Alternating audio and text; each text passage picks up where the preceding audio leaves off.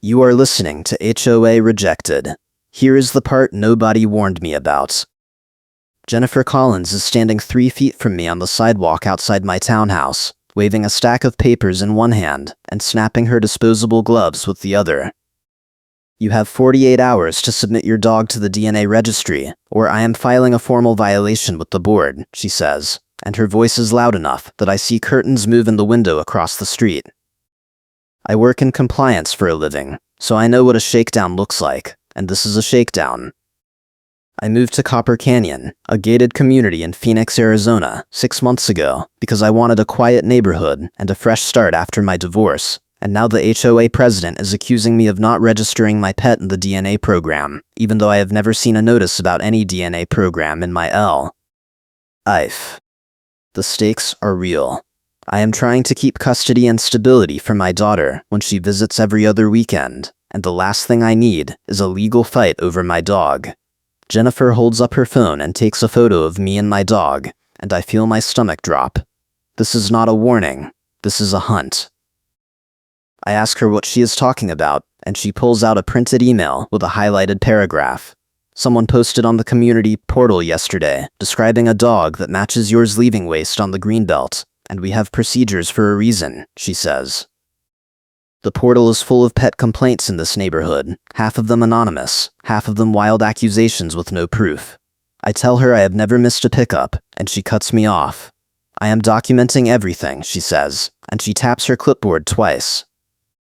That phrase, I am documenting everything, will come back to haunt her, but right now it just makes my chest tighten. She tells me the vendor will be on site Thursday morning to collect samples, and if I do not comply, she will escalate to a written warning with a short deadline.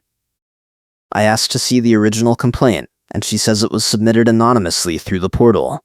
I ask for a copy of the DNA program rules, and she says they were included in the welcome packet 6 months ago. I never got a welcome packet. She smiles, snaps her disposable gloves one more time, and walks away. I stand there holding the leash while my dog sniffs a bush, and I try to process what just happened. I leave for work before sunrise every day, so I walk my dog in the dark most mornings and again right after I get home. No one sees me, no one watches. But someone posted a description detailed enough that Jennifer felt confident marching up to my door. I pull out my phone and open the community portal app, and I scroll back to yesterday. The post is near the top. Tan dog, medium size, owner in dark jacket, leaving waste near the mailboxes at dawn, no bag visible. The photo attached is blurry and taken from a distance, and you cannot see a face or a license plate, just a silhouette and a dog that could be any dog. 17 comments already. Most of them are piling on. Disgusting. Call the HOA. Find them. One commenter says they saw the same dog last week. Another says they are tired of people ignoring the rules. I feel my face getting hot. This is trial by portal, and I have not even been given a chance to defend myself. I call my friend Marcus that night. Marcus lives 2 streets over, and he has been dealing with Copper Canyon HOA longer than I have. He helps me document everything, and he is the only person in this neighborhood who does not treat the portal like gospel. I tell him about the DNA accusation, and he laughs, but it is a bitter laugh. They tried that on someone last year, he says. Turns out the vendor they use has a chain of custody gap in the paperwork, and the whole program is basically a shakedown for registration fees. He tells me to pull my vet records and microchip paperwork and get everything timestamped. He also tells me to start filming my morning walks. I ask him if he thinks Jennifer is targeting me specifically, and he pauses. She has been HOA president for 3 years, he says, and she runs the board like a personal fiefdom. If she decides you are a problem, she will find a violation. I hang up and open my email, and I start searching for anything related to pet registration. Nothing. I check my spam folder. Nothing.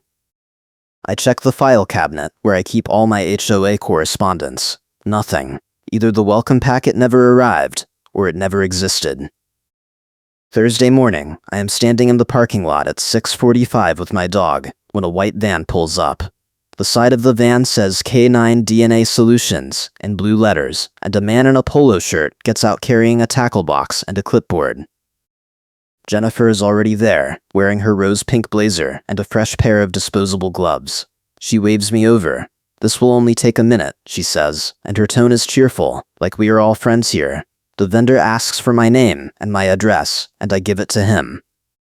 He asks if my dog is registered with the HOA, and I say no, because I was never told about a registration requirement. Jennifer interrupts. "All residents receive notice in their welcome packets," she says, "and we have procedures for a reason." There it is again. The vendor looks uncomfortable, but he opens his tackle box and pulls out a swab kit. He kneels down, swabs the inside of my dog's cheek, seals the sample in a plastic tube, and hands me a receipt. The receipt has a case number and a website. Jennifer takes a photo of me holding the receipt. "For the record," she says. "I go to work, but I cannot focus. I am trying to keep custody and stability, and now I have a case number tied to an accusation I did not earn. I check the portal during lunch, and the pile-on is worse." Someone posted a follow-up saying they saw animal control in the neighborhood yesterday, which is a lie, but no one bothers to fact-check. Another commenter says the HOA should ban repeat offenders from the common areas. I feel like I am drowning in a flood of anonymous rage, and none of it is based on anything real. I leave work early and drive to my vet's office. I ask for a printed copy of every record they have for my dog, going back 2 years. The receptionist gives me a folder with vaccine records, microchip registration, and the original adoption paperwork. I also ask for a letter confirming the microchip was implanted before I moved to Copper Canyon. She prints it on clinic letterhead and signs it. I take the folder home, and I scan everything. Friday morning I start filming. I set my phone to record video, prop it on my dashboard, and I film myself walking my dog from my front door to the greenbelt and back. I filmed the empty waste bag in my pocket at the start. I film my dog doing his business. I film myself picking it up and tying the bag, and I film myself throwing it in the trash can near the mailboxes. Total time, 11 minutes. I upload the video to cloud storage, and I text Marcus. He replies within 2 minutes. "Good, keep doing that every day, and save everything with timestamps." Later that afternoon I get an email from the HOA management company. Subject line: "Notice of violation." I open it, and my hands start shaking. The email says I am in violation of community rules for failing to register my pet and for leaving waste on common property. The cure deadline is 72 hours. If I do not submit proof of registration and pay a $50 processing fee by Monday at 5, the board will proceed with a formal hearing and additional fines. The notice is backdated to Wednesday, the day before Jennifer cornered me on the sidewalk. That means the timeline does not line up. She decided I was guilty before the vendor even collected the sample. I forward the email to Marcus, and he calls me 10 minutes later. "This is retaliation," he says. "She is using backdated notices and impossible cure deadlines to stack the deck." He tells me to write a formal response citing the microchip records and the timeline gap, and to CC the entire board and the management company attorney. I spend 2 hours that night drafting the email. I attach the vet records, the microchip letter, the receipt from the DNA vendor, and screenshots from the portal showing the original complaint was anonymous and unverified. I also attach the video from Friday morning. In the body of the email, I point out that the violation notice is dated before the DNA sample was even analyzed, which means the accusation is not based on evidence. I close with a request for a formal hearing under due process rules, and I CC every board member and the attorney listed on the management company website. I hit send at 11:30, and I do not sleep. Saturday morning, Jennifer shows up at my door again. She is holding a new stack of papers and wearing fresh disposable gloves. "I have reviewed your response," she says, "and your so-called evidence does not change the fact that you failed to comply with registration requirements." I ask her if the DNA results are back yet, and she ignores the question. Instead, she hands me a second notice. This one says my dog is banned from all common areas, including the greenbelt, the sidewalks, and the parking lot, effective immediately, pending the outcome of the hearing. I ask her how I am supposed to walk my dog if he is banned from the sidewalks, and she says that is not her problem. "We have procedures for a reason," she says again, and I feel a spike of anger so sharp I have to clench my fists to keep from shouting. I tell her I will see her at the hearing, and I close the door. Marcus comes over that afternoon with his own dog, and we walk the neighborhood together while I vent. He points out the security cameras on some of the streetlights. Those are HOA cameras, he says, and they have been up for 2 years. If Jennifer really wanted to verify the portal complaint, she could pull the footage, but she is not, because this is not about evidence. This is about control. He also tells me something I did not know. The DNA vendor, K9 DNA Solutions, has a contract dispute with another HOA in Scottsdale because their chain of custody process does not meet forensic standards. The samples get logged by case number, but there is no independent audit trail, so you cannot prove a specific sample came from a specific dog. That is my trump card, Marcus says, but you have to save it for the hearing. Do not tip your hand early. I ask him how he knows all this, and he grins. I have been documenting everything too. The hearing is scheduled for Tuesday night at 7 in the community clubhouse. I spend Monday preparing. I print every email, every receipt, every vet record, every portal screenshot. I also print the contract dispute article Marcus found, and I highlight the section about chain of custody gaps. Monday afternoon, I get a call from the management company. The woman on the phone introduces herself as the property manager, and her voice is careful. I wanted to give you a heads up, she says. Jennifer has been calling me every day asking me to expedite your case, and she has been pressuring me to recommend immediate fines and a lien if you do not pay. I ask her if that is normal, and she hesitates. No, she says. This feels personal.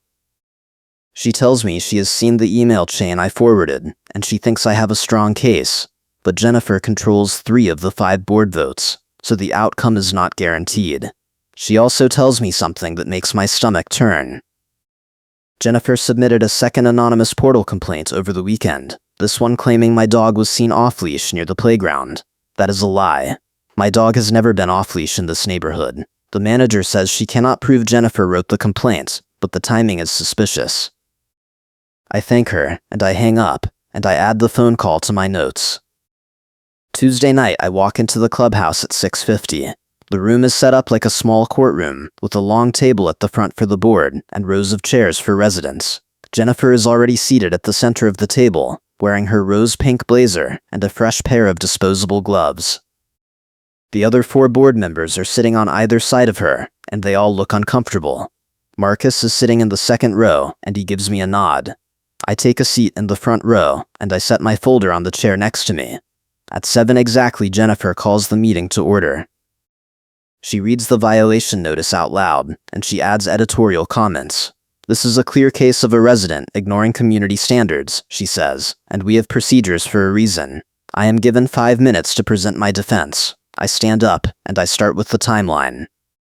I point out that the violation notice was dated before the DNA sample was analyzed, which means the accusation is not based on evidence. I hold up the microchip records and the vet letter, and I explain that my dog was registered with the county and the state before I moved to Copper Canyon, which proves I am a responsible owner. I also hold up the video from Friday morning, and I offer to play it for the board. Jennifer interrupts. We do not need to see a video, she says. The portal complaint is sufficient. I look at the other board members, and 2 of them are frowning. If you are enjoying this story, I would appreciate a like and subscribe for more HOA drama. I pull out the article about the vendor's chain of custody gap, and I submit it formally into the hearing record. The DNA program you are using has a documented reliability problem, I say, and there is no independent audit trail to prove the sample you collected came from my dog. One of the board members, an older man named Tom, leans forward. Is that true, Jennifer? He asks. Jennifer's face goes red. The vendor is certified, she says, but her voice is tight. Tom asks to see the vendor contract, and Jennifer says she does not have it with her. Another board member, a woman named Linda, asks why the violation notice was backdated. Jennifer starts to answer, but I interrupt. I have footage that makes her go quiet, I say, and I pull out my phone. I do not actually have footage of Jennifer doing anything illegal, but I have her own words. I play a recording from Saturday morning when she told me the evidence does not matter. The room goes silent. Tom and Linda exchange a look. Jennifer snaps her disposable gloves and says the recording is inadmissible. Tom says this is not a criminal trial, and everything is admissible. The meeting goes on for another 40 minutes, and it gets ugly. Jennifer tries to pivot to the second portal complaint about my dog being off-leash, and I pull out my phone again. I have video of every walk I have taken for the past 4 days, I say, and my dog has never been off-leash. Jennifer accuses me of editing the footage, and Marcus stands up. I have video too, he says, because I have been walking with him, and your accusation is false. Jennifer tells him to sit down, and Tom tells her to stop. The property manager is sitting in the back of the room, and she raises her hand. I need to say something, she says. Jennifer has been calling me multiple times a day, pressuring me to expedite this case, and she has been asking me to bypass normal procedures. I think this is retaliation, not enforcement. Jennifer stands up so fast her chair tips over. That is a lie, she shouts, and I am documenting everything. The room erupts. 2 residents in the back start clapping. One of the board members asks for a recess. Tom says no, we are finishing this now. He looks at Jennifer and says, I move to dismiss the violation and refund the processing fee. Linda seconds. The vote is 4-1. Jennifer is the only no. After the meeting, I walk out to the parking lot with Marcus, and I feel like I can breathe again. That was insane, he says, but you won. I ask him what happens next, and he says Jennifer will either back off or double down. 2 days later, I find out. The property manager sends an email to the full board and copies me. 3 residents have filed formal complaints against Jennifer for harassment and abuse of authority, and the management company is recommending her removal from the board. The email includes a list of the complaints. 1 resident says Jennifer threatened to tow their car for parking 2 inches over the line. Another says she tried to fine them for having a wreath on their door in July. A third says she has been using the HOA cameras to monitor their guests and sending passive-aggressive emails. The list goes on. I forward the email to Marcus, and he replies with a single word, boom. Jennifer tries to fight the complaints, but it does not matter. At the next board meeting, which I attend with Marcus and 6 other residents, Tom moves to remove her from the HOA president position and replace her with Linda. The vote is unanimous. Jennifer storms out before the meeting ends, and I never see her disposable gloves again. The board also votes to suspend the DNA program pending a full contract review, and they issue a formal apology to me and the other residents who were targeted. The apology does not undo the stress or the lost sleep, but it feels like a win. I still film my morning walks, just in case, and I still check the portal, but the tone has changed. The pile-ons have stopped, and people are actually asking questions before they accuse. Marcus tells me the whole neighborhood is different now, and I believe him. A month later, I get a letter from the management company. It is a refund check for the $50 processing fee, plus a credit for 2 months of HOA dues as compensation for the harassment. The letter is signed by Linda, the new HOA president, and it includes a handwritten note. Thank you for standing up, it says. You made this neighborhood better. I tape the note to my fridge, and every time I see it, I remember that documentation beats intimidation every single time. My daughter comes over that weekend, and we walk the dog together on the greenbelt without looking over our shoulders. She asks me why I have been filming our walks, and I tell her it is a long story. Maybe I will tell her the whole thing when she is older, but for now, I just want her to see that her dad is still here. Still stable, still fighting for the life we are building. That is the real win, not the hearing, not the refund, not even Jennifer's removal. The real win is that I did not fold when someone tried to break me with fake rules and fake authority. I stood up, I gathered proof, and I used the system the way it is supposed to work. The final showdown happens 6 weeks after the board vote, and it takes place on the community green space near the playground. I am walking my dog one Saturday morning when I see Jennifer loading boxes into a moving truck. She is wearing jeans and a t-shirt, no blazer, no disposable gloves, and she looks smaller somehow. I do not say anything, and she does not look at me. But Marcus is walking his dog nearby, and he sees the whole thing. She is moving out, he says. I heard she bought a condo in Tempe with no HOA. I ask him if he feels bad for her, and he laughs. No, he says. She spent 3 years making people miserable, and she finally picked the wrong target. We watch the truck pull away, and I feel a weight lift that I did not know I was carrying. The neighborhood is not perfect. There are still complaints on the portal, and there are still people who care too much about lawn height and mailbox paint. But the fear is gone. The sense that one person can destroy your life over a fake accusation, that is gone. And that is worth everything. I still live in Copper Canyon. I still work in compliance, and I still leave for work before sunrise every day. My daughter visits every other weekend, and we have a routine now. Friday night pizza, Saturday morning dog walk, Sunday afternoon at the pool. She is happy here, and that is what matters. The new board is functional, not perfect, but functional. Linda runs meetings efficiently, and she actually listens when residents raise concerns. The DNA program was canceled, and the vendor contract was terminated. The HOA cameras are still up, but now the footage is available on request if there is a legitimate dispute, and there is an audit process to prevent abuse. It is not a revolution, but it is progress.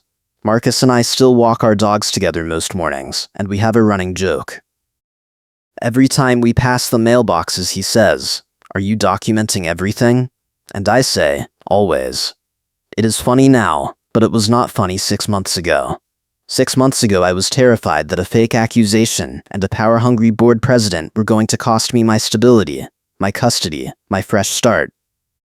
But I fought back, and I won, and now I have a story I can tell my daughter when she is old enough to understand what it means to stand up for yourself, even when the system is rigged against you.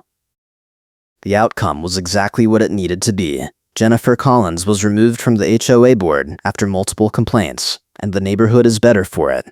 The DNA program that she used as a weapon was canceled, and the vendor contract was terminated. The residents who were targeted got apologies and refunds, and the new board put guardrails in place to prevent future abuse. I kept my home, I kept my stability, and I kept my dog. My daughter is happy, and that is the only metric that matters. I learned that documentation is power, that allies are essential, and that sometimes the system works if you force it to. I also learned that people like Jennifer thrive in silence, and the moment you shine a light on their tactics, they collapse. She thought she could bully me into compliance, but she miscalculated. I am not someone who folds. I am someone who gathers evidence, builds a case, and fights back. And now I live in a neighborhood where that kind of fight is no longer necessary because the person who made it necessary is gone. That is justice, HOA style. Thanks for watching. I will see you in the next HOA story.